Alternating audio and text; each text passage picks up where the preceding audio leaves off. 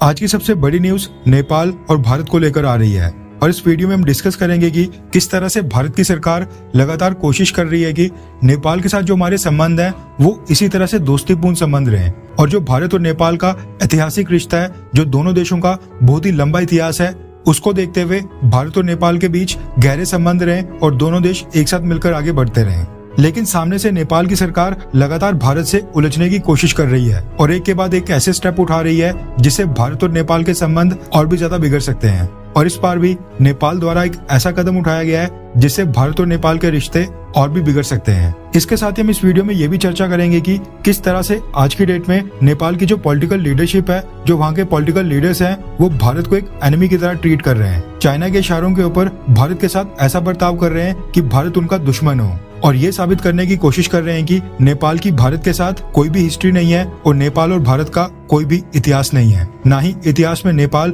भारत का हिस्सा था। लेकिन ये सब डिस्कस करने से पहले अगर आपने हमारे चैनल इंडियन अफेयर्स को अब तक सब्सक्राइब नहीं किया है तो प्लीज आगे बढ़ने से पहले सब्सक्राइब कर दें और हमारी सभी वीडियोस की नोटिफिकेशन के लिए बेल आइकन को दबाना ना भूलें। सबसे पहले भारत और नेपाल के बीच विवाद पैदा हुआ मैप को लेकर। इस समय लिपुलेख पास, काला पानी और लिम्पियाधुरा, ये 3 एरिया भारत के उत्तराखंड के अंदर हैं। लेकिन जब नेपाल के अंदर केपी शर्मा ओली की सरकार थी, उन्होंने क्लेम किया कि ये तीनों हिस्से यानी कि लिपुलेख पास, काला पानी और लिम्पियाधुरा, ये तीनों वेस्टर्न नेपाल का हिस्सा है। और इस चीज को क्लेम करते हुए नेपाल ने एक नया सरकारी मैप भी जारी किया था, जिसके बाद इस इशू को लेकर भारत और नेपाल के बीच एक विवाद पैदा हो गया था। इसके साथ ही हाल ही में भारत सरकार ने नई पार्लियामेंट बिल्डिंग को इनॉग्रेट किया था, जिसके अंदर अशोका के समय का एक मैप यानी कि एक मुराल वहां पर शोकेस किया गया था। ये जो मुराल वहां पर शोकेस किया गया, इस पर नेपाल का एरिया भारत के अंदर दिखाया गया था और इसको लेकर भारत और नेपाल के बीच एक बार फिर बहुत ही बड़ा विवाद पैदा हो गया था। और नेपाल की सरकार ने दावा किया था कि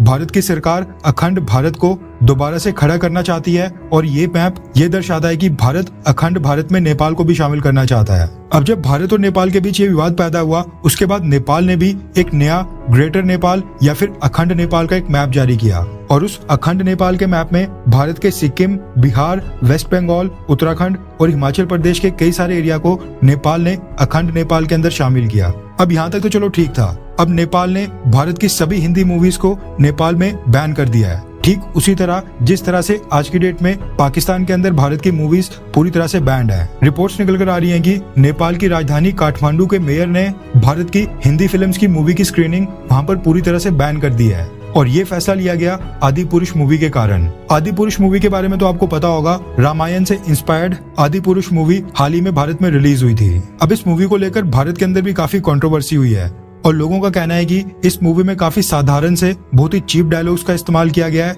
और बहुत ही थर्ड क्लास वीएफएक्स इफेक्ट इस मूवी में दर्शाए गए हैं। लेकिन नेपाल का कंसर्न, नेपाल की चिंता यहाँ पर किसी और चीज को लेकर है। नेपाल का कहना है कि माता सीता का जन्म जनकपुर में हुआ था, जो कि साउदर्न नेपाल में पड़ता है, जबकि इस मूवी के अंदर दर्शाया गया है कि माता सीता भारत के अंदर पैदा हुई थी। इसलिए नेपाल के मेयर और नेपाल की पॉलिटिकल लीडरशिप इस चीज को लेकर भारत से नाराज हो गई है। उनका कहना है कि भारत ने जानबूझकर माता सीता को भारत के अंदर पैदा हुआ दर्शाया है, जबकि ये सच्चाई नहीं है। अब इस मूवी के रिलीज से पहले काठमांडू के मेयर बलेंद्र शाह ने मूवी के डायरेक्टर्स को ये वार्न किया था, ये चेतावनी दी कि अगर उन्होंने इस डायलॉग को सेंसर नहीं किया यानी इसको कट नहीं किया जिसमें ये दावा किया गया है कि माता सीता का जन्म भारत के अंदर हुआ था, तो वो इस मूवी को नेपाल के अंदर स्क्रीन होने नहीं देंगे, यानी नेपाल के अंदर रिलीज होने ही नहीं देंगे। लेकिन बाद में काठमांडू के मेयर बलेंद्र शाह ने ये डिमांड रखी कि न सिर्फ नेपाल की ऑडियंस बल्कि जो आदि पुरुष मूवी के डायरेक्टर्स हैं वो अपनी इस मूवी में जो ये सीन है और ये डायलॉग है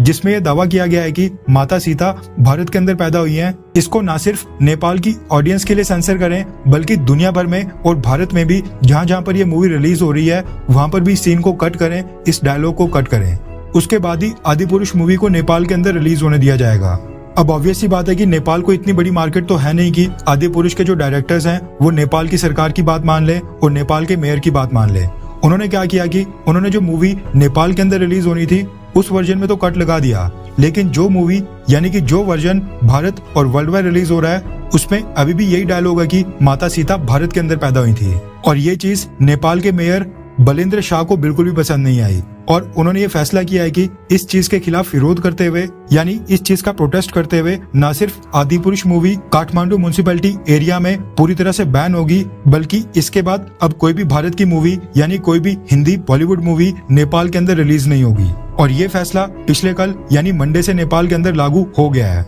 अब दिक्कत यह है कि जो नेपाल की राजधानी काठमांडू का म्युनिसिपैलिटी एरिया है, उसमें कुछ बड़े बड़े मल्टीप्लेक्सेस और सिनेमा हॉल्स हैं, जहां पर ये मूवी बिल्कुल भी रिलीज नहीं हो पा रही है। इसके कारण जो नेपाल के फिल्म डिस्ट्रीब्यूटर हैं, यानी जो इन मल्टीप्लेक्सेस और थिएटर्स के मालिक हैं, वो इससे पूरी तरह से नाराज हैं और नेपाल के मेयर बलेंद्र शाह के इस फैसले को कोर्ट में चैलेंज करने जा रहे हैं। अब नेपाल के अंदर QFX सिनेमास नाम की एक चेन है, उसके फाउंडर नकीम उद्दीन का कहना है कि नेपाल के अंदर भारत की मूवीज के कारण ही, यानी कि जो बॉलीवुड की हिंदी मूवीज नेपाल के अंदर रिलीज होती हैं, उनके कारण ही उनकी 99% कमाई होती है। ऐसे में अगर हिंदी की बॉलीवुड मूवीज नेपाल के अंदर बैन कर दी जाती हैं, तो उनकी कमाई तो पूरी तरह से ठप हो जाएगी। ऐसे में उनके पास एक ही रास्ता बचता है, कोर्ट में जाना और बलेंद्र शाह के इस फैसले को कोर्ट में चैलेंज करना। अब ये आदिपुरुष मूवी नेपाल के अंदर रिलीज हो या फिर नहीं, ये कोई बड़ा मसला नहीं है, लेकिन इस तरह की चीजें दर्शाती हैं कि आज की डेट में जो नेपाल की पॉलिटिकल क्लास है, वो किस तरह से भारत और नेपाल के लोगों के बीच दुश्मनी करवा कर ही मानेंगी।